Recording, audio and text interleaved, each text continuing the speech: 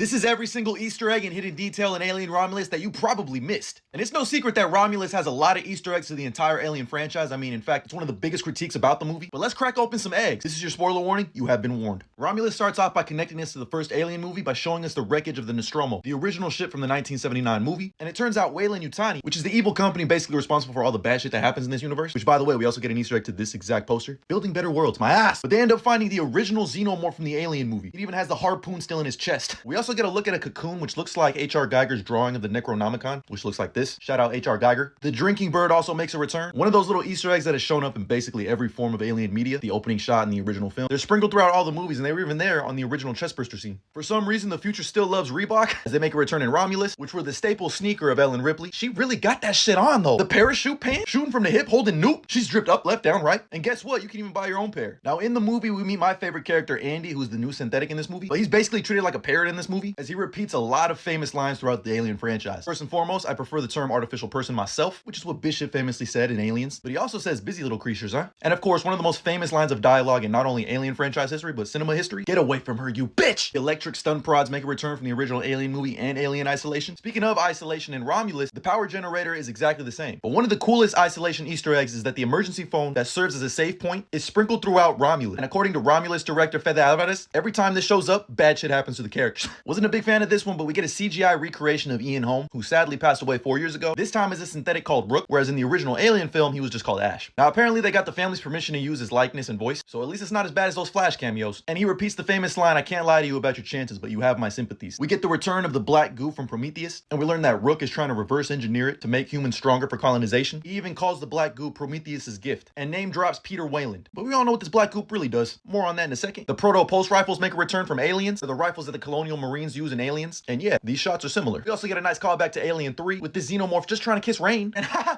we get a fucking newborn in this movie, thanks to the black goo. Except this mutant looks even scarier than that. It looks kind of like a neomorph with the face of an engineer. This shit was scary as fuck. This is actually what it looks like with a tail though. Okay, that's fucked. The movie ends, you guessed it. It's an alien getting shot out in space and then relaying a last message before they go into cryo sleep. Those were all the Easter eggs and hidden details that I was able to find. Let me know if you found some cool ones down in the comments below. And as always, like and follow for more.